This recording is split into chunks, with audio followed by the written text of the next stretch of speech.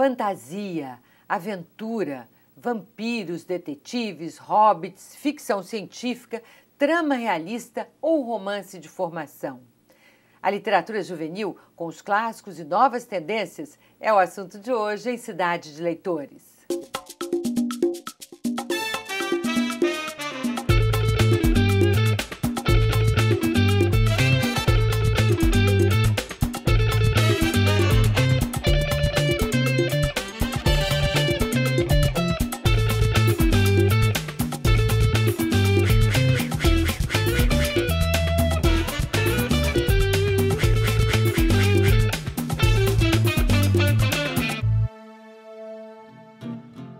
O segmento de literatura juvenil cresceu muito em todo o mundo nos últimos anos.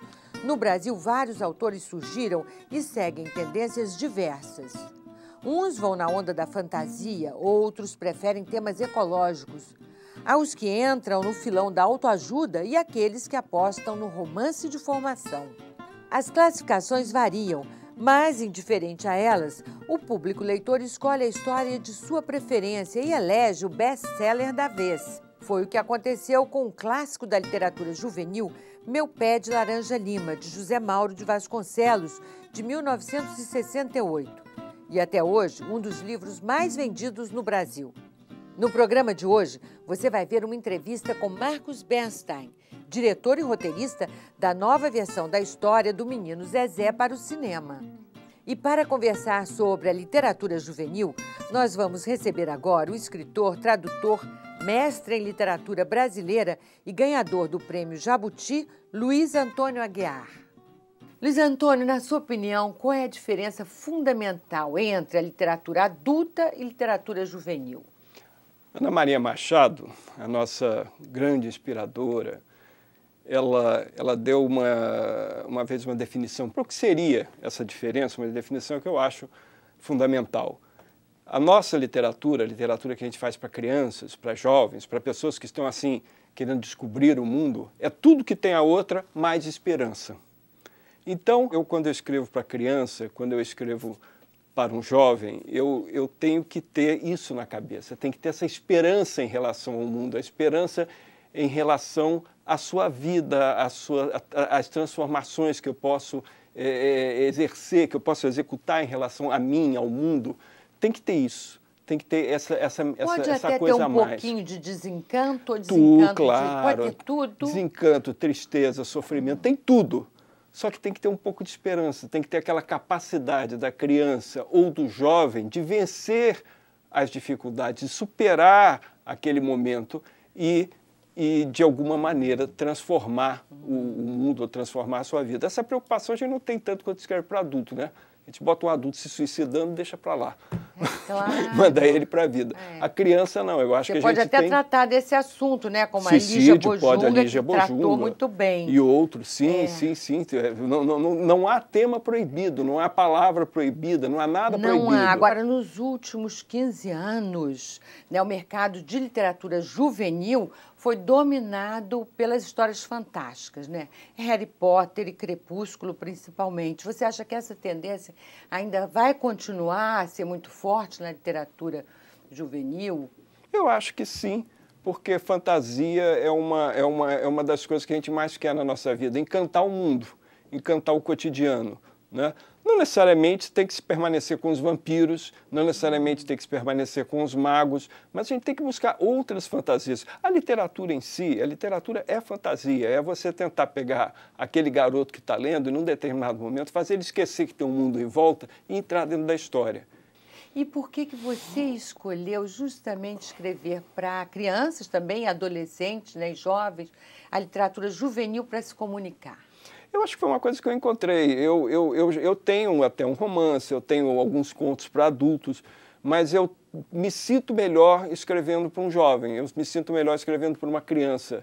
Eu me sinto mais identificado com a história e mais envolvido, eu brinco mais, eu me divirto mais escrevendo. Então, é uma coisa que eu não foi assim uma opção Foi uma inclinação que eu descobri. Eu gosto de escrever essas histórias, eu gosto de criar suspense, eu gosto... Você se diverte escrevendo? Eu me diverto muito. Olha só, esse seu livro Sonhos em Amarelo é para adolescentes. Sim, para jovens leitores. Para jovens leitores, mais ou menos de que idade? Eu já vi garotos de 11 anos, garotas e garotos, garotões e garotonas de 11 anos lendo, eu já vi adultos lendo esse livro, mas a partir dos 11 anos, dependendo da experiência de leitura, eu acho que é um livro que pode ser lido, e é um livro que tem uma longa carreira. Seu livro é muito elogiado, muito elogiado, já tinha ouvido falar, e eu acho que foi isso exatamente que me lembrou o seu nome para a gente ter essa conversa aqui hoje. O Garoto que Não Esqueceu Van Gogh. O que tem de especial nesse livro? Tem várias coisas, cruza inclusive um pouco da minha história. Eu me apaixonei por Van Gogh numa daquelas viagens que eu fiz. Na viagem que eu fiz à Europa, quando eu tinha 17 anos, uma mochila nas costas, nenhum dinheiro no bolso, né? Quer dizer, corria, e eu descobri pintura e descobri Van Gogh ao mesmo tempo, eu me apaixonei. E a partir daí foi indo uma história de busca de quadros, onde eu podia ver os quadros e tal, onde eu podia ler alguma coisa de Van Gogh. 40 anos depois eu escrevi esse livro. E Van Gogh tem uma coisa muito curiosa na biografia dele, que os últimos 2, 3 anos da vida dele, ele viveu numa cidade do sul da França, chamada Arles. E lá ele teve provavelmente o único amigo da vida dele, que foi o carteiro da cidade, o José Roland, que tinha uma família muito grande. Ele retratou essa família várias vezes, o Van Gogh. Você imagina um dia assim, em que todos os retratos foram trazidos para a casa dele. Você até a tua casa só com Van Gogh pela volta dela. Todos eles, ele não dava assim tanto valor. Van Gogh não tinha vendido nenhum quadro em vida, mas pintou vários quadros do filho do casal chamado Camille. Um dos quadros está inclusive no MASP, é o quadro mais famoso do Camille. Então eu quis contar a minha história desse sujeito tão complexo e ao mesmo tempo que criou uma arte tão linda, tão decorativa, tão maravilhosa, através dos olhos desse garoto de 11 anos de idade. E por que um livro que fala de Van Gogh e da pintura de Van Gogh não tem uma ilustração colorida, não tem assim alguma referência aos quadros de Van Gogh? Eu não quis isso. Eu queria que o meu leitor viajasse para dentro daqueles quadros através do olhar de um garoto de 11 anos que estava ao mesmo tempo fascinado, abismado, perplexo diante dos quadros. Eu não queria a ilustração ali do lado para comer a inocência, a ingenuidade do que aquele garoto, do que aquele menino de 11 anos estava sentindo. Ele está extravasando o que ele está sentindo. Luiz Antônio, quando um livro pode ser considerado boa literatura juvenil? Quando diverte, quando emociona, quando instrui, quando o quê?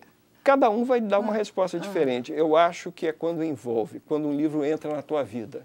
Eu tenho saudade de alguns livros que eu li quando eu era jovem, quando eu era criança, que foram livros importantes na minha vida. Por exemplo, o livro mais importante da minha vida é A Chave do Tamanho, porque eu tenho saudade daquele mundo em que as crianças, de repente, tomaram conta do mundo, aquele mundo criado por Monteiro Lobato. Então eu acho que quando um livro, quando você começa a torcer por um personagem, a se emocionar junto com ele, a considerar aquilo parte da tua vida, a querer ser um dos 3 mosqueteiros, levantando a espada, dizendo assim, um por todos, todos por um, eu estou aqui também, eu acho que aí essa história entrou na tua vida. E isso é que para mim é uma boa literatura, aquela que participa da tua vida, que você faz questão de lembrar de vez em quando, de contar para o teu filho, contar para o teu neto. Eu tenho netos, né? Então eu gosto, às vezes, de contar para ele as histórias que eu mais gostei de ler quando eu tinha a idade dele e quando eu leio até hoje. Eu dou uma transformadinha e ponho ele no colo e vamos embora, vamos contar a história. Olha só, uma história que consegue divertir e emocionar ao mesmo tempo. Um clássico da literatura juvenil. O livro Meu Pé de Laranja Lima, de José Mauro de Vasconcelos, publicado há 45 anos, ganha nova adaptação para o cinema. Com José de Abreu e Caco Ciocler no elenco, o filme foi dirigido por Marcos Bernstein, com quem eu conversei especialmente para o programa de hoje. Vamos ver a entrevista. Zezé é um menino travesso que enfrenta os momentos difíceis da infância, refugiando-se na própria imaginação. Empurrada pelas dificuldades financeiras, a família do garoto precisa se mudar. Na nova casa, o menino encontra o frágil Pé de Laranja Lima e o transforma em grande companheiro e confidente.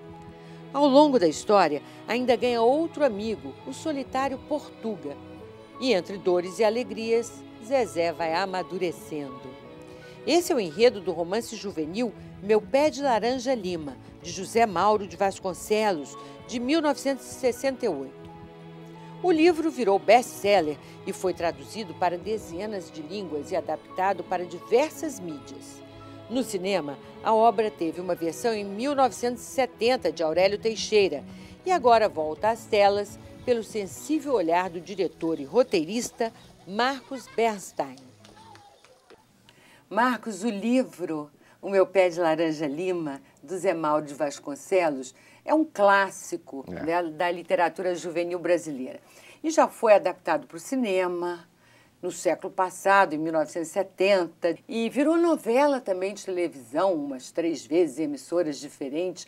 Por que você resolveu contar essa história agora, no século XXI? Essa nova versão, né? Voltar ao livro, voltar à origem disso tudo e com esse olhar que você falou do século XXI, tentar entender o que esse livro tem de tão especial para continuar relevante, continuar emocionando, continuar, e mais que emocionando, inspirando, né? Muita gente, não só no Brasil como fora. Eu estava lendo outro dia que na Turquia, algum pai mais fanático, um religioso mais fanático, questionou, porque o livro tem uma linguajar, tem alguns palavrões e tem, sei lá, violência contra a criança, não sei o que. Parece que ele fez uma reclamação para o Ministério da Cultura na Turquia, porque era adotado nas escolas. Isso, era adotado nas escolas. E aí um monte de gente veio defender, até teve um artigo no The Guardian, né, de Londres, né, falando, um turco, que falava que foi uma grande inspiração na infância dele, ter lido aquele livro, ter podido tomar contato com aquele universo de fantasia e de imaginação, como aquilo foi importante para ele achar o caminho dele na vida. Então foi um pouco isso, fazer outra versão desse livro, foi tentar entender isso.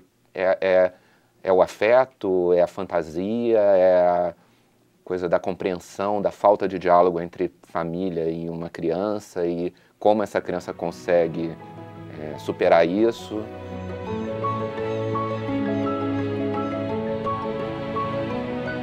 É porque o livro foi traduzido para vários países, como você falou, culturas totalmente diferentes. É universal. Porque é um menino pobre do interior do Brasil, essa é a historinha dele, e aí encanta a gente do mundo todo.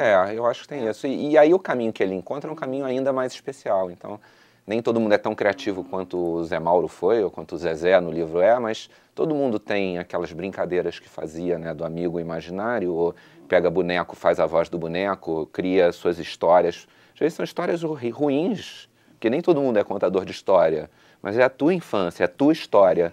E acho que quando vê isso, da tua imaginação. Né? Às vezes nem é a imaginação mais incrível, porque tem gente que não é tão imaginativo, mas se identifica com aquela criança especial que imaginou umas coisas incríveis ou histórias incríveis. Né?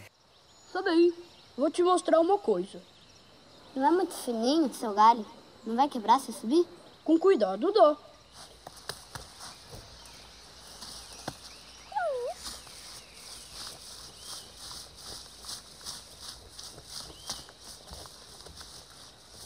Godoia! O que é minguinho? Minguinho. E por que você é um roteirista tão festejado? Você foi co-roteirista central do Brasil, que é um dos filmes, né, mais conhecidos no mundo todo. Você quis dirigir esse filme? Eu sempre quis dirigir, eu sempre quis também dirigir. Né? Eu comecei a fazer cinema, você começa novo, eu comecei com 20 e poucos anos, eu não tinha uma noção exata do que eu queria fazer. Eu queria fazer cinema. Me descobri como roteirista, me encantei por ser roteirista, escrever. É o que eu mais faço. Mas eu sempre curti a coisa da direção, de transformar aquele texto, aquelas palavras em imagem, em som, e dirigir ator. Isso tudo sempre me encantou muito. Ele é levado, sim, mas é só uma criança. Godoy, por que ninguém gosta de mim? Marcos Bernstein, o que eu queria perguntar para você é se o seu processo de roteirista interferiu no leitor que o Marcos Bernstein é. Piora, né, como leitor, deixa ler mais chato, porque você fica meio viciado em todo livro que você lê, você fica imaginando como seria para fazer. Então isso é um pouco irritante às vezes, você está lendo um livro bacana, e que é bacana por ser bacana, mas aí você fica, caramba, como é que eu adaptaria? Aí você pensa, caramba, que droga, não vou nunca poder adaptar porque não faz sentido fazer esse filme no Brasil. Então você fica com essas coisas, você tem que tentar superar para você curtir, mas tem que lutar e tem que se esforçar, porque a literatura é maravilhoso e é importante. Esperança? É para você escrever essas historinhas lindas que você cria nessa sua cabecinha. No próximo bloco... Eu próprio tenho certeza que eu não tenho condições, a não ser muito tempo depois, de ler criticamente um livro que eu escrevi. E ainda... Eu queria tentar seduzir o espectador para ser levado para esse mundo desse menino.